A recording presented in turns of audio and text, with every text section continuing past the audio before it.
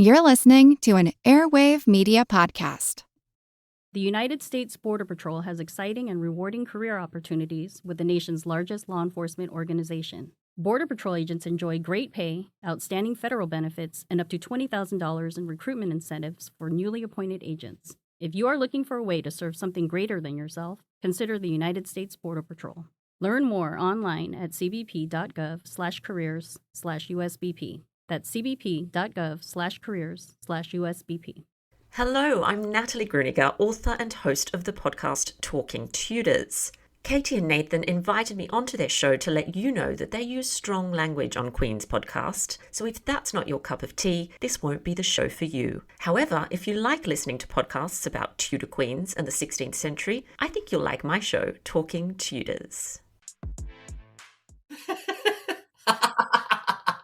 Katie. What? You're hilarious. Like, there's a counter whenever we start to record, and Katie was like, 3, 2, 1, showtime. Well, it is showtime, Nathan. But anyway. You know who else was the bomb diggity? Who? Anne of Cleves. Nathan, give us a short recap on what we touched on last time. All right. Anne of Cleves, German Duchess. Lots of people want an alliance with her and her brother, William. And he's quite the brat, too. Yeah, we don't love him. Yeah, not a good look. Henry VIII of England decides that he wants an alliance with them and decides to marry Anne after seeing her beautiful portrait. And it is a beautiful portrait. So Anne travels across the world to marry this stanky-leg stranger, and it's going fine.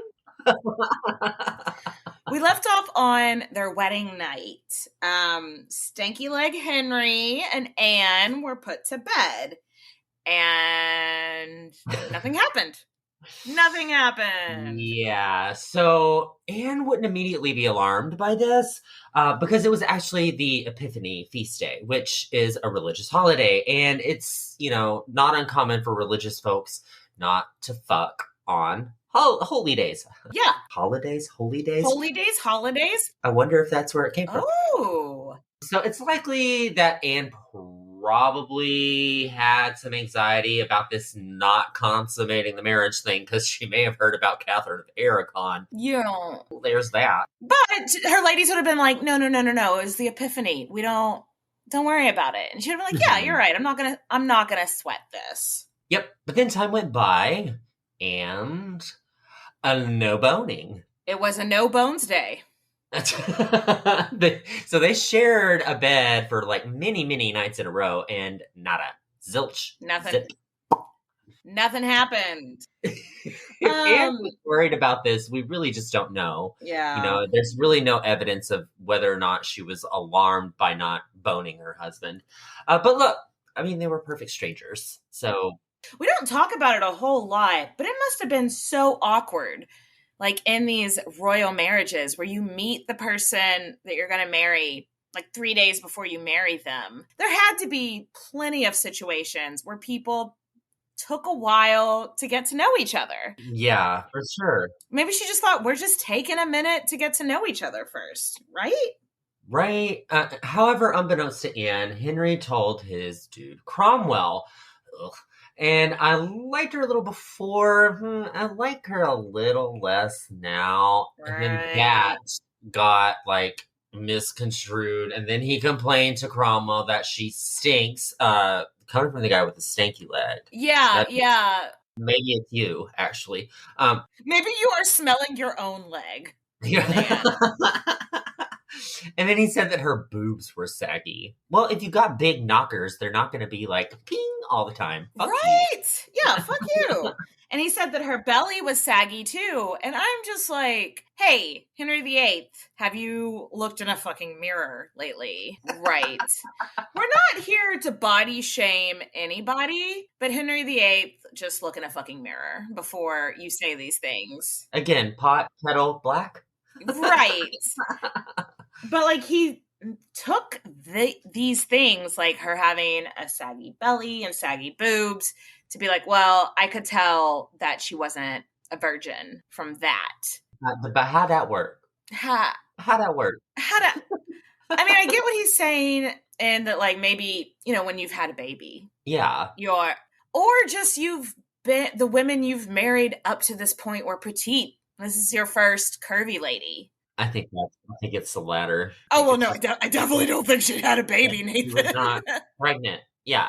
And I feel like people believe that, though. Oh, there is definitely some people that, and this is a whole other episode, believe this rumor that she had had a secret illegitimate child before coming over. No, she just wasn't a stick, which is fine. Right. She was a curvy queen. She's a thick girl. We like her girls. THICC. Yeah. Anyway, something we'll get into a little bit later down the line.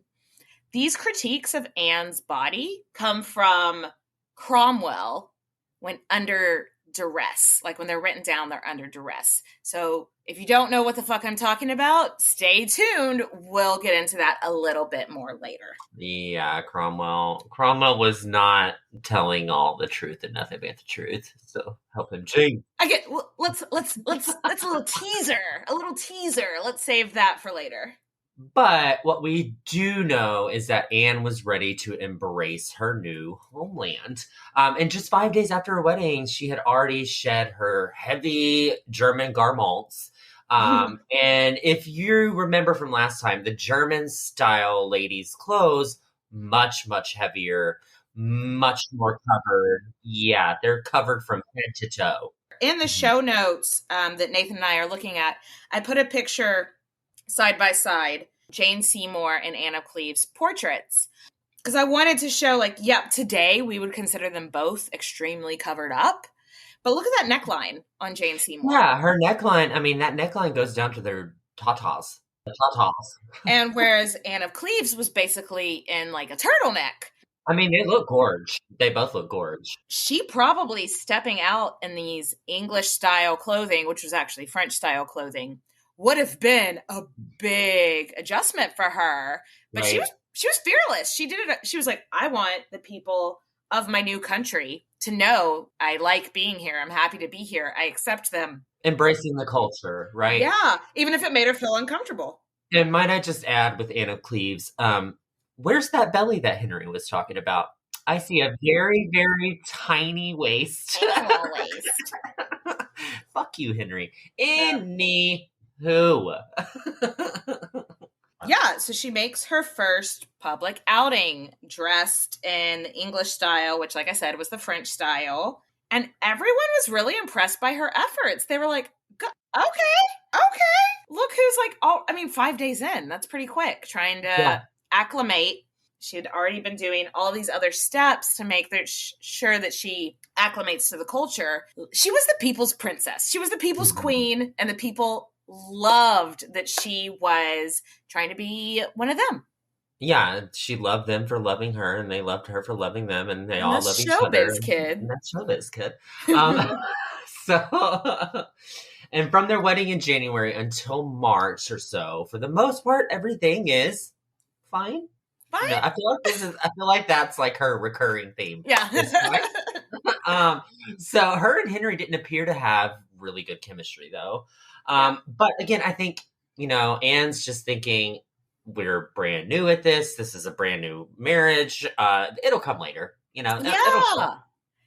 And in public, they were actually, no one knew anything was remiss. And I don't think Anne knew anything was remiss either, Yeah. And Henry, we do have to note that Henry hadn't married a woman that he didn't know at this point. So this would have been the first chick that he never met. And which was commonplace for most kings is, you married a basic stranger for an alliance. Catherine of Aragon, he grew up with, basically. He knew her for like 7 or 8 years before they got married. And then Anne Boleyn, obviously.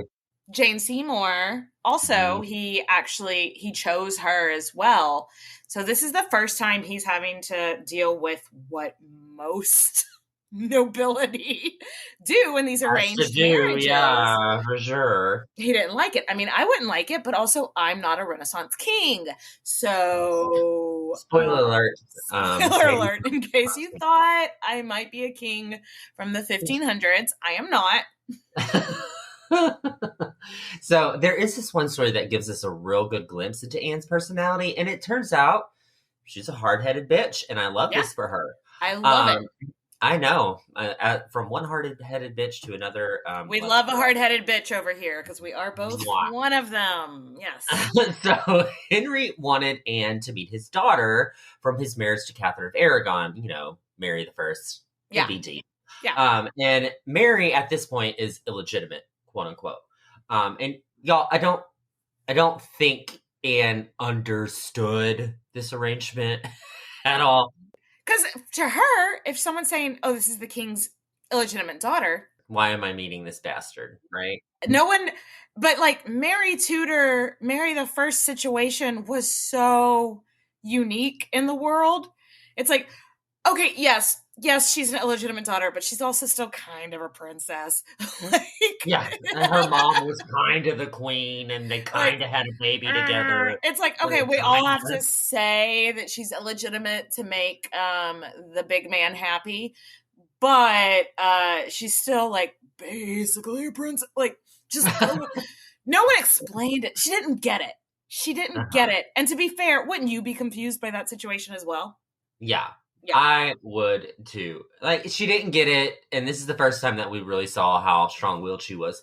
I think it really did take some balls for young Anne to literally stand up to Henry and stand up for herself when she thought that she was being disrespected. I can understand how she must have thought she was being disrespected, because it just wasn't her culture. Well, first of all, it wasn't normal anywhere. This is a very odd situation going on here. Which is why we're still talking about it so commonly 600 years later or whatever. Right. But it was a weird situation. Yeah. And so she's like, I don't want to meet your illegitimate daughter. And I guess somebody eventually took her aside and was like, no, this is a different situation. You're gonna do that. Because her and Mary end up becoming very, very close. Mary was only like not even a year younger than Anne. I know. They ended up having a very, very close friendship for the rest of their lives. So I guess she got over it. Not much of a choice there. You got to get over it, or else he's going to kill you. Yay! This is fine. This is fine. No, it's not. Anyway, let's circle back. So in March, Brother William, Duke of Cleves, starts shit with the Holy Roman Emperor Charles. State of mind. Yes. And William immediately looks over to his new brother-in-law, Henry, and it's like, hey, bro, what you say, boy? I need an army. I need an army. I need some troops. I need armor. I need money. And then Henry's like, wait, oh, what the fuck? What? Uh-huh. What? Excuse me, what? He's not trying to be in a war against the Holy Roman Emperor. Because we also have to remember that the Holy Roman Emperor, Charles V at this time, is also basically like the King of Spain as well. I'm not trying to be in a war against someone so rich and so powerful. And he kind of was like, it feels like you waited to start this shit with the Holy Roman Emperor for this marriage. Like, you waited until we were in an alliance to start this. And I did not sign up for that. Right. I don't really blame him for. Right. How happy are you that you never have to worry about I never have to worry that my brother and husband are ever going to go to war. Yeah. I don't have a husband, but that would be a nice thing not to go to war.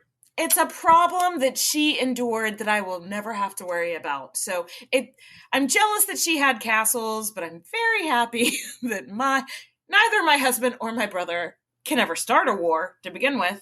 And they're never going to go to war together because it's awkward turtle. That's what I'm doing right now, guys. So also around this time, a lot of Anne's German crew packing up and going home.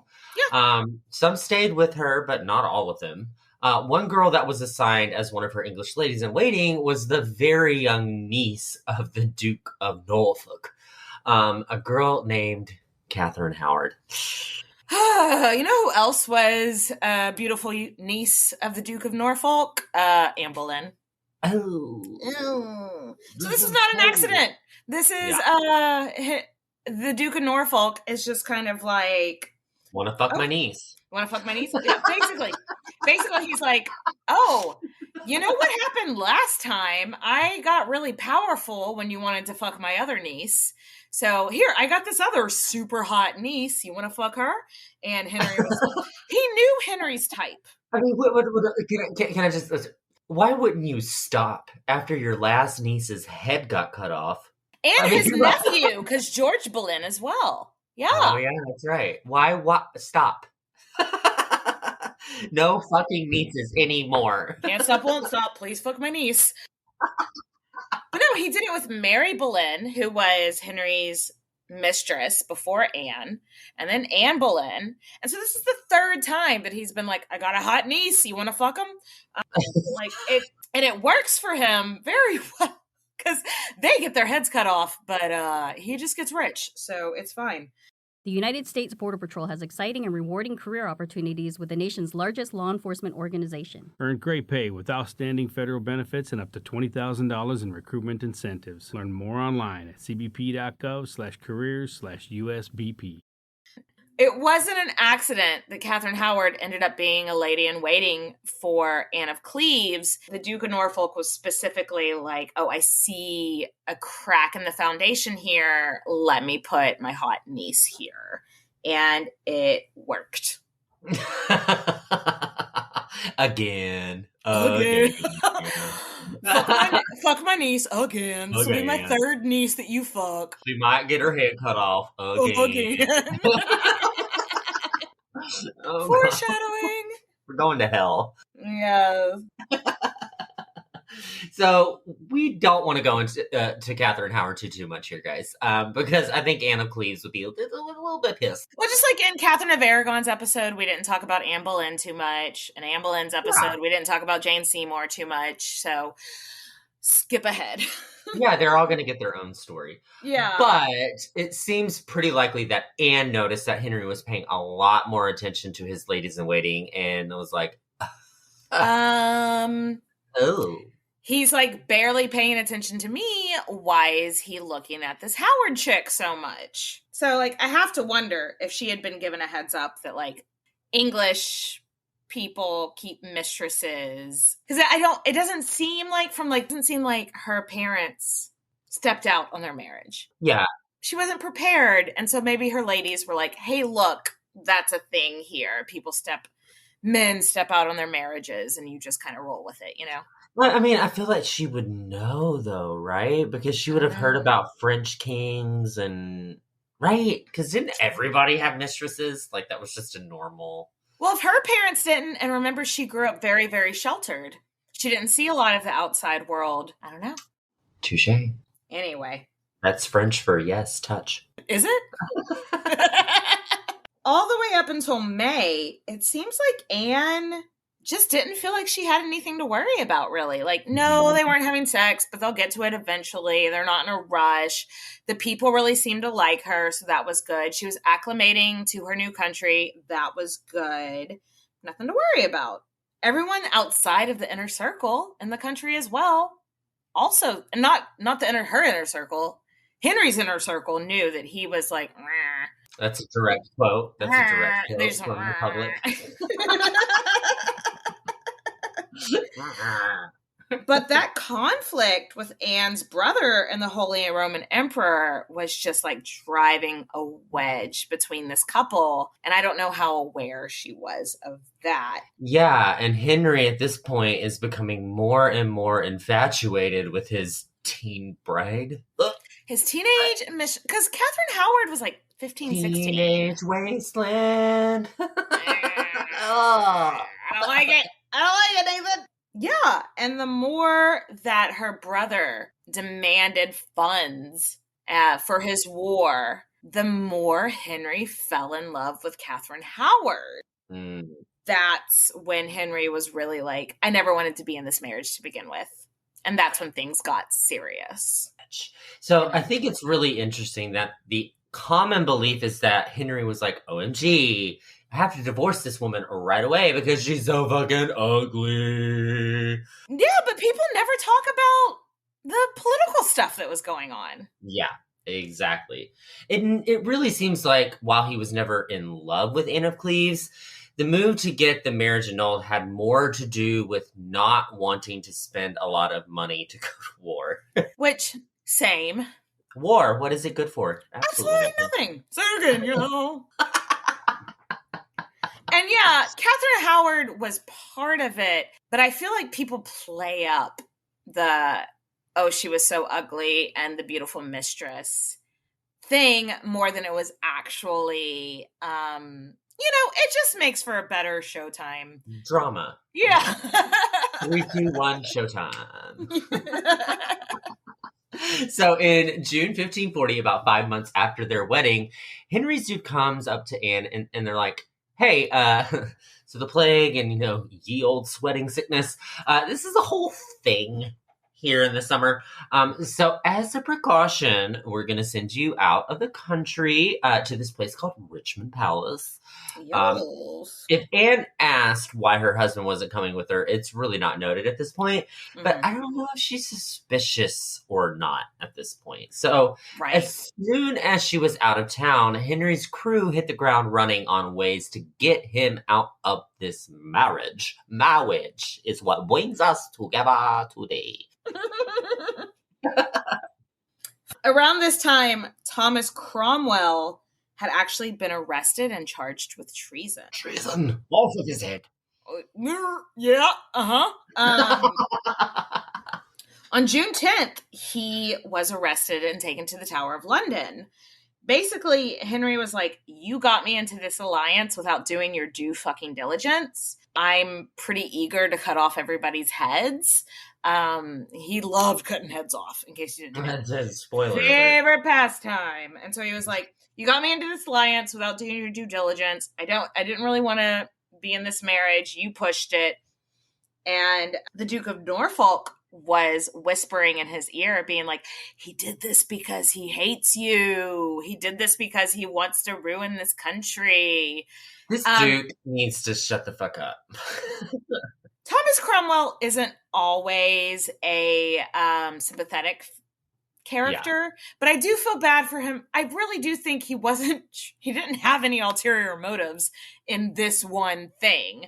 I don't feel bad for him because he is the reason that Anne Boleyn got her head cut off, but I do feel bad for him. Agreed. I don't think it was called for all of this bullshit. But at this point, Henry is just so paranoid. Yes. He has lost his mind and he's ready to believe anything, any conspiracy theory, like QAnon, sign him up. While Cromwell was in jail, he was asked to provide a detailed report of what Henry said about his relationship with Anne of Cleves. Mm-hmm. All of these things that we know where they come from is this report that Thomas Cromwell provided while in the Tower of London being charged with treason. So of course he's going to say whatever he can to get out of, the Tower of London of it all. You know what I mean? Yeah, the Tower of London of it all. I mean, we told you we were going to circle back to this dress that Thomas Cromwell was under, and here we are. Detailed account was, number one, Henry didn't want to marry Anne in the first place. Mm-hmm. Number two, that he believed her to not be free to marry and forced him into the marriage anyway. Mm-hmm. And number three, they never consummated the marriage. Right. So, wham, bam, thank you, ma'am. 3 strikes, you're out. And that's where we get, Thomas Cromwell's report there is where we get the, ooh, she smells, her boobs are saggy, her belly's big. Okay. This is the 15th century. So 16th century? Wait, 15th century. 16th century. Everybody smells. Yes. You all smell horrible. Deodorant has not been invented and soap is expensive. So first of all, you all smell bad. But this comes from a man being charged with treason sitting in the Tower of London. Yeah, and this is where we get all these famous reports of her being Mhm. ugly. And this is Mhm. literally where it all comes from. So don't think it's true. Because the guy that painted her portrait would not have painted an inaccurate portrait. Right. And her portrait is very pretty. Whereas the guy sitting in the Tower of London thinking maybe if I make her sound unfuckable enough, it'll save my life. Yeah, That there's a he's motive. more likely to fib a little bit there. We got the motive here, Katie. She. All right, so now that we know where that all comes from, we're going to let you guys marinate on that, and we're going to take a quick break to refill our drinks.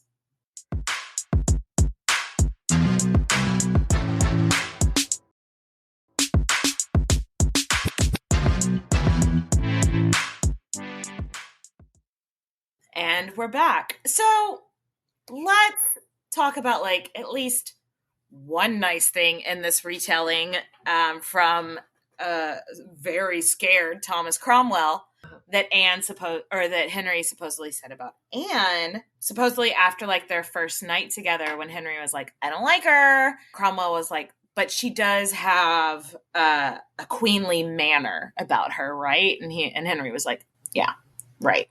I feel like that's something that people say about me quite frequently. Do you have a queenly manner? Yeah, but for a different reason, maybe. Oh, I didn't think about that, Katie. Oh my god. So, I mean, I guess it's like one nice thing he said. You usually hear about like, okay, why did Henry VIII divorce Anne of Cleves? And all you hear, ugly, ugly, ugly. There seems to be a lot of other factors in play here. Thomas Cromwell, who was like on death's door, even made sure to like go out of his way to be like, but she's really cool. You know, I think that is really, really interesting, don't you? Yeah, I agree. Because he could have just been a complete dick and been like, yeah, she was never fit to be a queen. She was never meant to do this. She's a fucking peasant commoner. She had been brought up in this hugely conservative household that, you know, taught her how to be a queen. So of course she had a queenly manner. Fuck you, Henry. Yeah. She also is gorgeous and smells like a bed of roses. I'm sure compared to him, I'm sure she does. About a month later, Anne has been sitting in Richmond. She doesn't know that Henry is hardcore looking into a divorce at this point, but she's got some feelers out there. It's like, something's not quite right now. Mm-hmm. Her brother and sisters and mom are writing her from back about the impending war and probably asking her like, when's your husband gonna send some troops, yo? I need the money. Money. And she's like, he just hasn't mentioned anything yet about this shit. So I don't know. Not good. Your family back home is asking for money and being like, you are responsible for this. And it's just being like, I'm so new. I am brand new. I cannot help you with this. New world.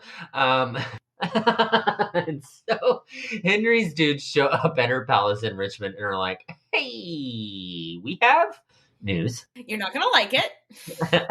The king wants an annulment, and we're like, he's close to getting it, and we need your consent to go forward. It was more of a courtesy than anything else that they were doing this. And then Anne, floored, gooped. Some people say that she screamed. Some people say that she passed out.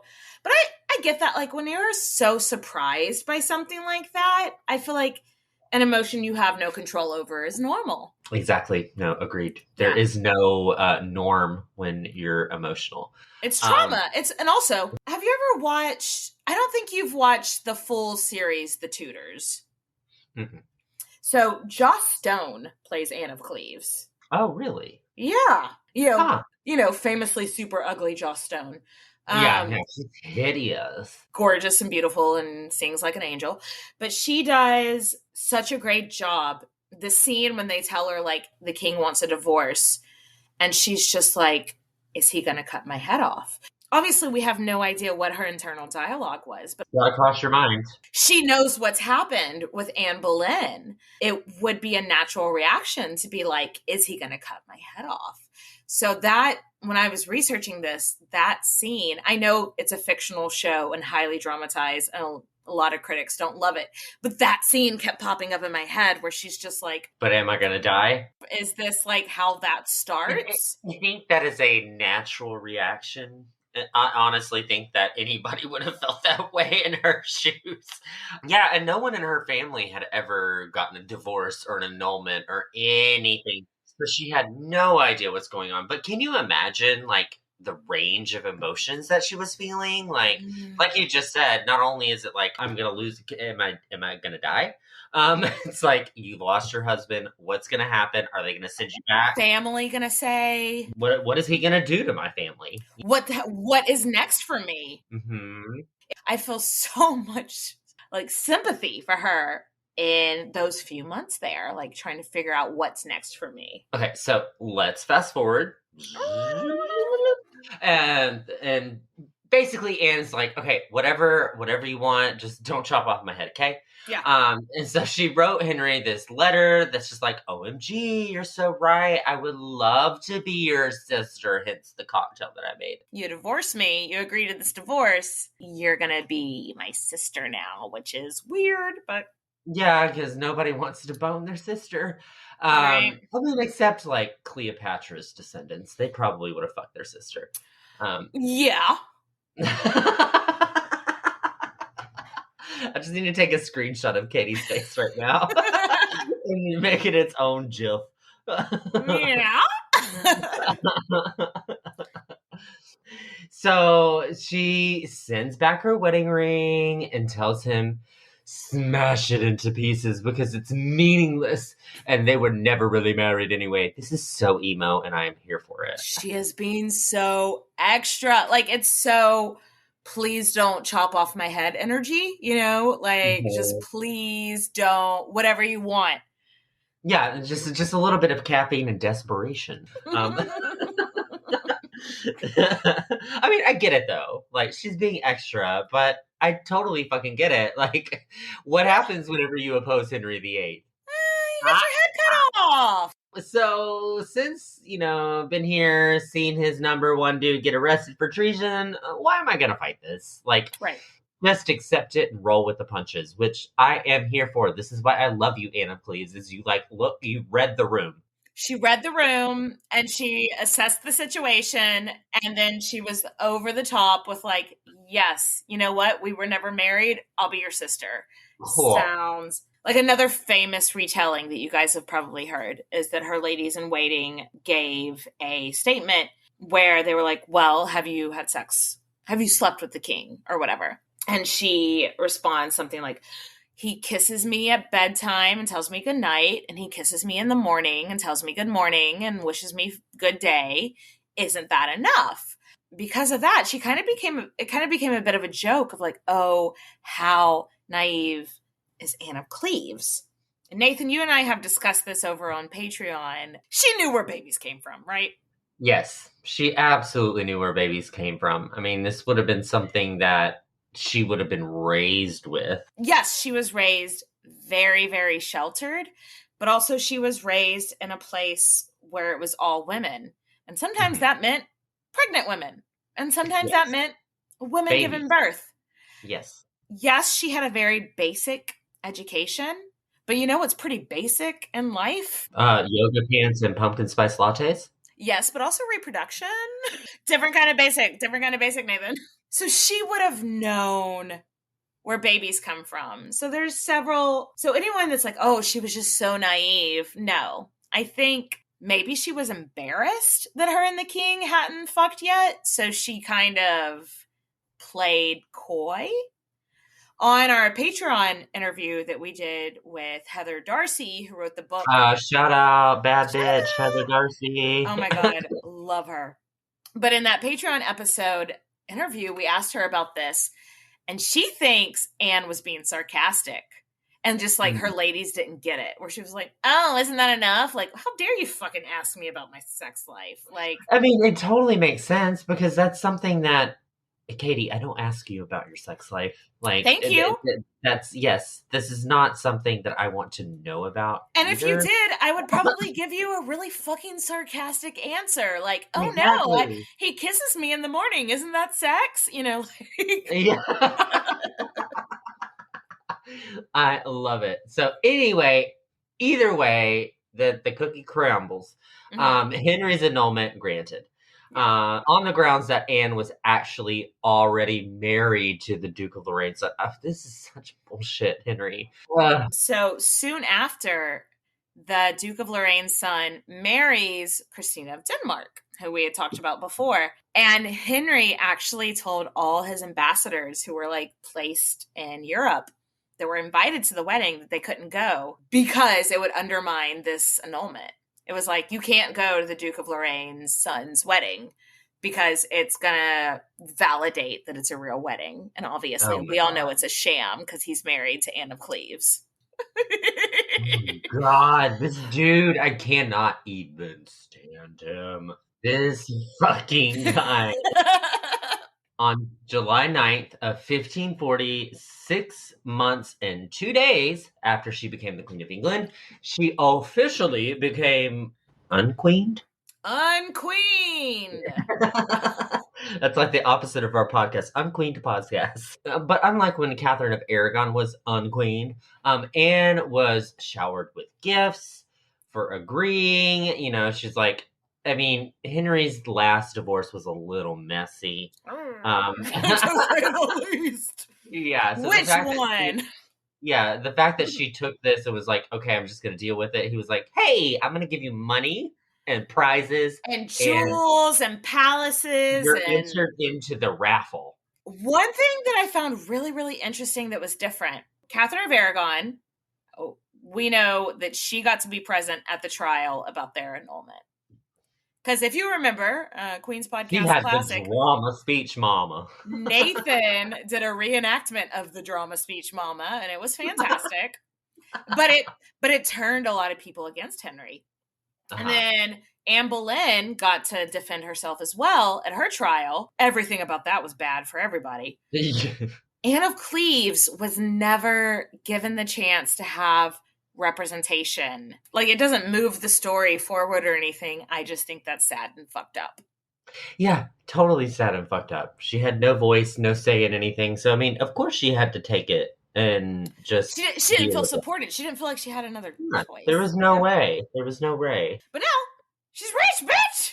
Yeah, she's a rich divorcee. She's going on the next bar hop tour and picking up some bills. Henry gave her castles. I mean, it sounds like I want a castle. You want to divorce me and give me a castle? Sounds good. Yeah. She got castle, she got jewels. Most famously, the castle that she loved the most, and it was like her primary residence for the next few years, was Richmond Castle. And she was also, this is such a weird shade. She was given Hever Castle, which is where Anne Boleyn grew up. That is a weird shade. That's a very weird shade. Like, wait, Anne Boleyn? Like, the one whose hand you got. Maybe it was like, remember, don't fuck with me. Yeah, right. That's probably what happened. But I mean, I would see more irony if he gave her Catherine of Aragon's old castle. You know what I mean? Like, because that's the divorced wife. Yeah. And so he gave the divorced wife castle. So it's like, ye old divorcee castle. He also gave her an income, which usually women in England at this time, to get an income, not attached to like what your husband was giving you, you had to be a widow. So the fact that she wasn't a widow and she had like this steady income independent of her marital status really coming to her, it's pretty cool. Yeah, no, totally cool. Totally cool. But the stipulation was she couldn't leave England. Yeah. Because it's like, it would be way more expensive for him to send her all the way back to Cleves. And also, while she's in England, he also could have her as like a bargaining chip. Don't start a war with England because your sister's here. Mm-hmm. But her brother was a dick anyway, so I don't think he would have cared. Like, let's be real. Love him, no. Yeah. So people debate why she stayed in England. So Katie, what do you think? Well, there's the autonomy. If she had gone back to Cleves, she would have to live in her brother's household. And in England, she's got her own household. She's got several of her own households. So there's one She's thing. got Anne Boleyn's castle. She's got Anne Boleyn's castle. Also, I think she genuinely liked England. I think there's a reason why she adopted the culture so quickly, Yeah. and that she came around so quickly was because I think she was like, oh, these people are cool. They like pubs. They like fish and chips. Let's go. I like pubs. I like fish and chips. I honestly think that there was so much war dicking going on, with the Holy Roman Emperor, with her brother, and there's so much fucking fighting that she felt safe, right? Like, Yeah. she felt okay. She's like, all right, if I go back home, I could be kidnapped, I could be murdered, I could be sold off. Yes, we talked about that in the last episode. We compared her to Eleanor of Aquitaine, where it's like, while she was traveling, she was very nervous about getting kidnapped. Mm-hmm. So if she went back to Cleves while Cleves was at war with the Empire, while the Empire was striking back. I love the Star Wars reference. I have never seen a Star Wars film. Yeah, you referenced it. I love you, Kate. I love you for loving me and loving everybody. Oh, that's Showbiz Kid. That's Showbiz Kid. Showtime. You're very right. She could have been kidnapped in a situation like that. So why not just stay put in the mini castles? She laid low, man. Like, I think throughout all of this bullshit, she laid low and was like, all right, I can fight with the King of England, or I could get a castle. Or I can get a castle. I could stay in England or get kidnapped. Stay in England. So it's like... I could be my own person or go live under the rule of my brother. Be my own person. And be independent. Yeah. Like, all the women who are independent, throw your hands up at. One thing that I think is kind of interesting is she started like a side hustle. She started selling beer and learning about like how to make beer. And I'm in love. I know. Like the records, her like receipts or whatever show that she bought like so much beer. And so the assumption is that she had bought it to sell it and started learning how to people make beer and kind of had a little side hustle. I love that. Her own personal Heineken. She had this autonomy, but also sadly she was still kind of a prisoner, Yeah, she was for quite some time. And Henry made her send all her letters that she wrote to her mom, sisters, brothers, so that he could like proofread them. AKA, he's paranoid, guys. Like, he's got the stanky leg and it has infected his brain. It really is real. Let's be real. That's actually a theory a lot of people have, is that... Yeah, that's always been my theory, has been that he got that infection in his leg and it gave him a brain infection and he went psychotic. She had to send any of her letters that she sent home or any letters she got from home had to go through Henry's dudes first. But because we love a sneaky bitch, it's almost certain that she was like hiding letters in like books or whatever and then giving to somebody that was like in her inner circle who then would send them without, but then also sending letters that she went to Shady Lady University, Katie. She went to Shady Lady University and I am loving it. Yeah, like, you're gonna try to proofread all my letters to my mama? No. So during this time, Henry ends up marrying his side piece, her former lady-in-waiting, Catherine Howard. And Henry marries Catherine just 3 weeks after the divorce. This isn't the first time that he's married somebody way too quickly. Serial monogamist, for sure. Yeah. Like, he is a serial monogamist where it's like, bro, you can't be single for more than a year. Literally. He wasn't good at it, no. Also, on the day that he married Catherine Howard, Thomas Cromwell was executed. Yeah, despite the fact that he called her ugly, so he tried to get his head not cut off, but he still got his head cut off. Bitch. Like, I imagine that was a very busy day at court. Like, I imagine people that attended both events had to go home and change clothes. Because, like, what can you wear that is appropriate for a wedding and an execution? A wrap dress. A wrap dress. That is a wrap dress. You're absolutely right. Diane Van Fistenberg was there. Wow. Wow. We don't know what Anne wore because she stayed her ass home that day. A wrap dress. She wore a muumuu. She wore her slippers because she stayed home. She was like, I don't want anything to do with either of this shit. So again, she's laying low. That's kind of her game. She only got Lays low. Yes. But she is officially on the king's records as her sister. Like, that's his sister, sorry. That's her new title. King's sister. That is where she stands in life, which is nice work if you can get it. So she's obviously welcome at court anytime because she's now the king's sister. And when the holidays rolled around, she's like, fuck, this being at home alone sucks. Sorry, I had to do a Home Alone reference. She's going to court. She's like, I'm going to court. And New Year's Day, 1541, is her first public appearance since the annulment. And kind of ironic because that's the year to the day that she had that horrible meet and greet with Henry trying to be the commoner. Y'all, when Catherine Howard found out that she was coming to court for New Year's, she freaked out. She didn't know what to do.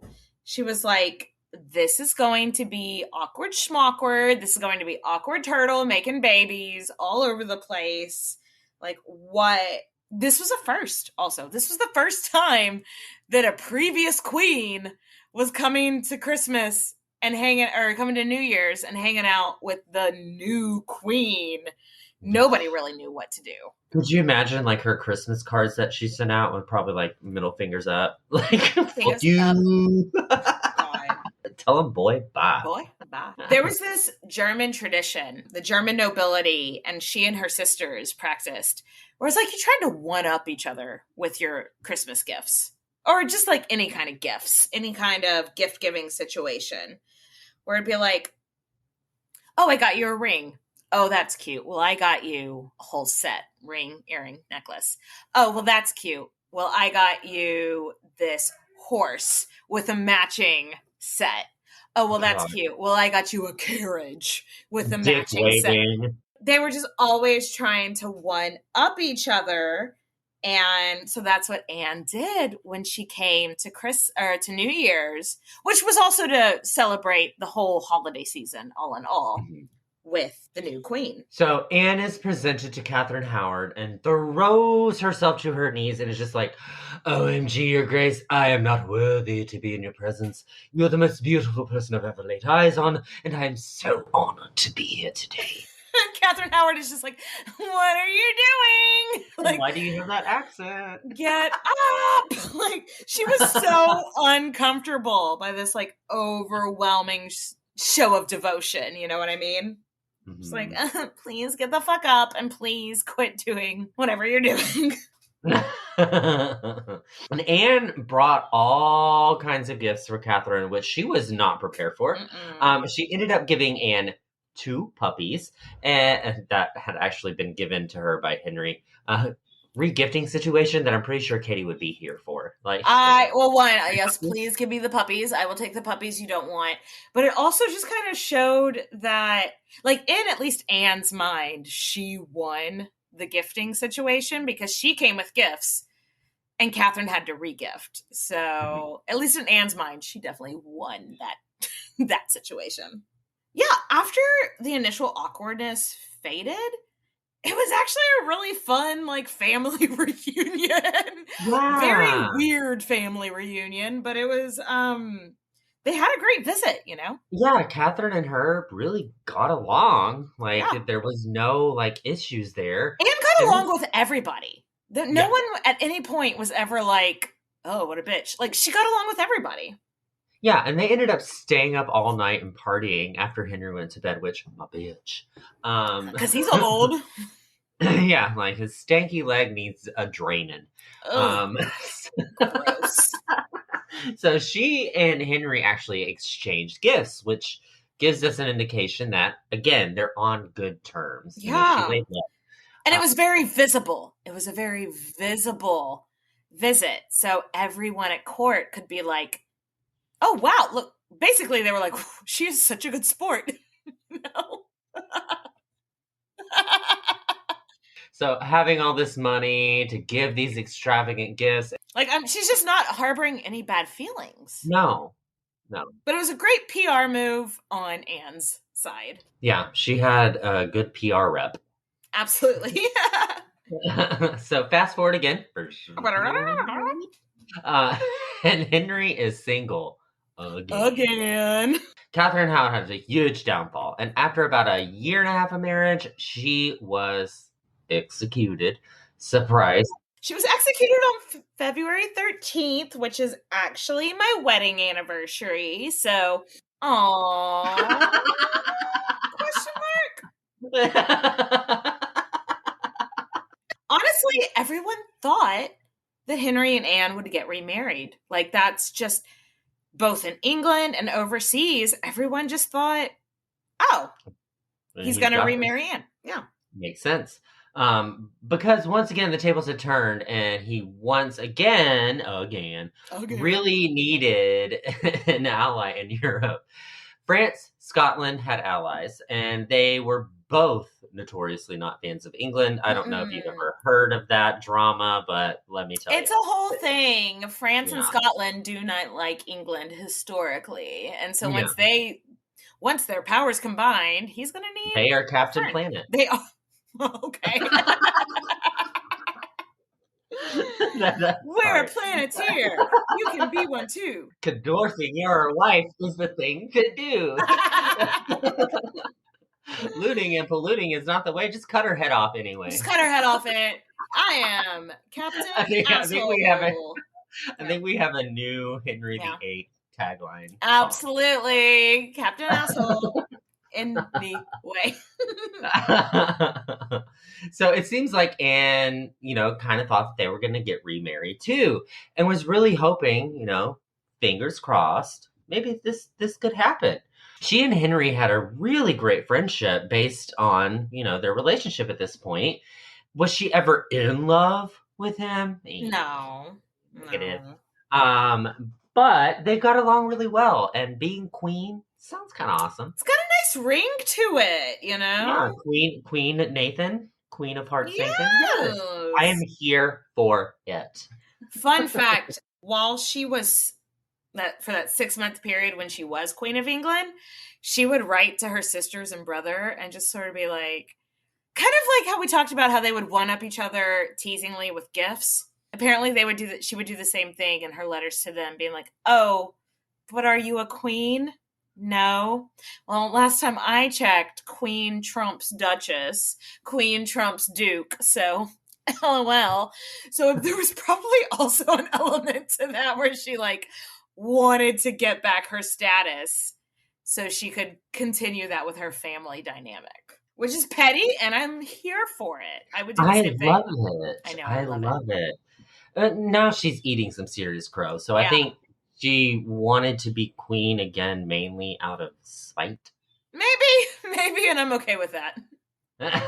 But despite the pressure Henry was... I see what you did there.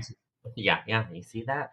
Henry was getting to remarry Anne. He had no interest in getting remarried. Yeah. No, negative. I mean, he would have to admit that he was...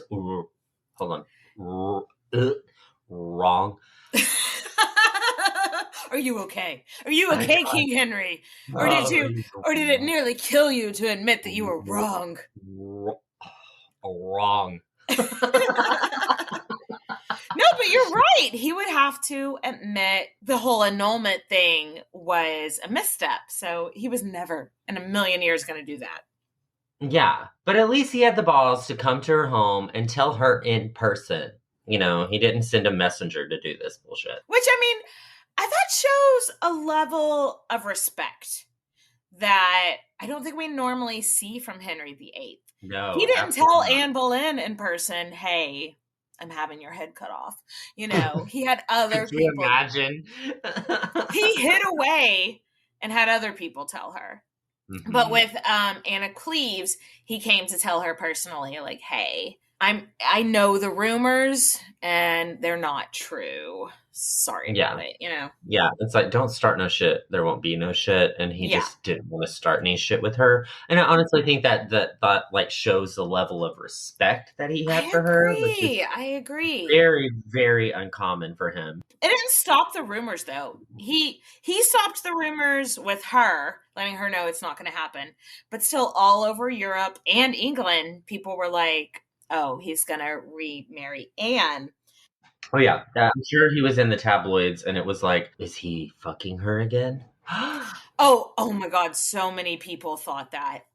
To the point where Anne even got wedding gifts from like their allies over on the continent, being like, congratulations on your wedding, your upcoming wedding. Here's some gifts. And she's like, it's not happening, y'all. That's how serious these rumors were. People actually thought it was happening.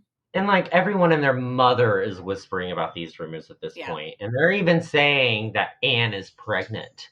Look. Love a good gossip story. Love it. I'm here for it. It's something in historical fiction books. Very entertaining. But did it actually happen? No. There's this whole big conspiracy that Anne gave birth to an illegitimate child, but I'm just like, I feel like if she had an illegitimate child, she would have leveraged that for a remarriage. And like, no. Yeah. End of conspiracy. No. Right. So after Henry married Catherine Parr, Anne pretty bummed out at this point. Yeah. So she experienced some bad health, maybe some mental health issues, a little depression. Mm-hmm. I've been there. Then she got some news that her mother was very, very ill. So she wanted to go home. But Cleves was in like a million different battles, and it was simply way too dangerous.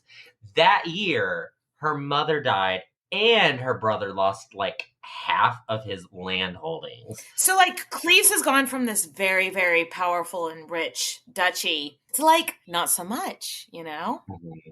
Oh, that I'm sure the blow of not re-queening, her mother's death, and the news of your homeland, it took a toll on her health. And like, I feel like that's the most relatable thing in the world. Yeah. Yeah. If my family lost everything, I would kind of be a little depressed. I hate this story for her. So in January of 1547, 7 years after Anne arrived in England, Henry VIII goes kaput. He did. I tell you, he did. Thank God. Sorry. If anybody likes Henry VIII, you're alone. And things took a turn for Anne at that point. The 9-year-old Edward is now king, and he's like, is she not my real aunt? Babies don't need jobs. Direct quote. Babies don't need jobs. Yeah. Actually, Edward probably really liked and adored Anne and did think of her as his like real aunt. But since he's 9 years old, babies can't have jobs. He's not really calling the shots. And so they cut her income drastically. Like she was getting a very, very comfortable income, and they just like nixed it. Like, nope. I mean, she still lived in castles, but like, how do you maintain those castles without the money to pay the staff, without the money to keep the grounds up? Like, you can't. You need money to keep an illustrious life going on, and she wasn't getting that, and that sucks. Yeah, it's the type of poor that us real poor's people don't really understand. Never gonna understand royal poor. No. That's another song that we need to release. Never gonna understand royal poor. Living in their castles, but they're poor. He's so sad with all of his money. Oh. But I could understand for Anne, who had never understood balancing a checkbook, you know, like this would be a level of distress for her, right? Agreed. Like, Anne kind of got the memo that this new regime wasn't, like, really into her, so she lay low. Again, the girl of laying low. She's good at reading the room. Yes. Like, this is her speciality. Yes. She moved into Hever Castle, but she didn't have to lay low for too long after this because Edward VI died again. No, he only died once. Just the once. And before long, her friend and ex-stepdaughter, Mary, was queen. And she and Mary really super close. And I still believe that Mary gets such a bad rep. They got over this initial drama, had a really good relationship, though Anne did have to witness the whole, like, Lady Jane Grey, #PoorBabyJane. #PoorBabyJane. Follow us on Twitter. Shout out to our first episode. Right. She didn't get to see that go down. So I can only wonder at this point, she's like, man, all these heads getting lopped off. Yes, I feel like for people that have been living in England for the last 50 years, they might be kind of like used to this head choppery. For someone that didn't grow up there, you might be a little bit like, what the fuck? Yeah, you know? Right. This little girl getting her head cut off. Right. So at Mary's coronation, Anne and Elizabeth rode in on a carriage right behind Mary, and they sat at the bougiest table, and they had feasts. And basically, she was once again treated like one of the higher ups in the royal family. Yeah. So I'm sure Mary kind of felt sorry for her and sympathized with her because Mary was also banished and, like, sent off. And so there was that commonality there. I really do think the two of them, one, they were the same age. And two, they had both what? Yeah. And two, they had both experienced such similar paths because of Henry VIII. Mm-hmm. I don't see how they couldn't have found like a connection, you know? Like Mary had to felt sorry for her, and like she felt sorry, like they felt sorry for each other. So it was like, again, a relationship built on mutual distrust. So yes, they're like, cool, Mary, you're Catholic. Let's make England Catholic again. Mika. I think Mika Red Hats. Yes, absolutely. When Mary was like, England is Catholic again now, Anne was just like, yes. I think her growing up in a place with such religious tolerance really helped her ebb and flow. Especially at this point, because that was a thing in England right now. Religious tolerance was not tolerated in England. Yeah, they were like, Mary was like, we're Catholic now, and she's like, I know Catholicism. I know her. Yes. Mary, full of grace, our Lord, our God. Yes. Yeah, let's do it. Let's hard Catholic. And Anne went so hard with Catholicism towards the end of her life, and I think that served her I think she was so smart. Again, she read the room. Yes. During Mary's reign, Anne actually tried to declare herself as Dowager Queen, and that was like right after Catherine Parr died. So, I mean, she was the only one left standing. So technically, she was a Dowager Queen. So, but she was also the king's sister. So, Dowager Princess Queen. Yeah. But somehow her application got lost in the mail. No, I never. Yeah, it didn't. Yeah. It never happened. Yeah. It just didn't happen, guys. I don't understand the whole process of becoming a Dowager Queen. It seems like it would just be like, hey, I was married to the king. He's dead. Yeah, so. It seems like Mary, even though they were like close, like specifically didn't let her become retroactively Dowager Queen. I can understand that from Mary's perspective, though, because she's already in a tumultuous. She's the first queen. She's the first queen. Let's not rock the boat any further. Yes. Yeah, let's not make a dowager queen. Oh, shit. Then do I have to answer to my mother-in-law? Yeah, I get it. I get it, A little too. weird. A little weird. So totally getting this for her. It was like, it's a hard no from everyone else, too. They're just like... Nah, it's too much paperwork. So in 1554, Mary marries the son of the Holy Roman Emperor. Surprise, surprise. Not just a state of mind. He's a husband now. So is Katie being an awkward turtle? No, I'm being that, that gif of Homer Simpson where he just slowly backs into yeah. I feel that's like what Anne of Cleves did here, because the Holy Roman Emperor and Cleves had been at war battling for so long now. So when Mary marries the son of the Holy Roman Emperor, they don't want a Cleves representative at court. So yeah, she's just Homer Simpson backing up into the bushes. She is reading the room. She's like, you know what? This is not a place for me to be present. I don't want to start any drama. And Mary was very thankful to her for not wanting to start any shit, Yes. So she wasn't at this point asked to come out at court at all. Like, she really didn't show up. She still got her income. She still had a couple of castles, which I had the same. But I get the vibe that it was kind of just like, why don't you just stay home at the castle, drink your watch some beer, Netflix, just binge a show. It'll be fine. I think I would be fine with that. Yes. Hashtag same. Absolutely. So that's kind of what she did. Like, Can you blame her? Like, I would stay at home, order a bunch of beer, and get it door dashed to my doorstep and just be like, all right, we're good. So the next year, Anne's health really took a hit. So it had actually been on a steady decline for a while, but here we actually see like a major decline. It's likely that she had cancer in her stomach. And she dealt with that for a really long time, which don't love that for her. I do not love this journey.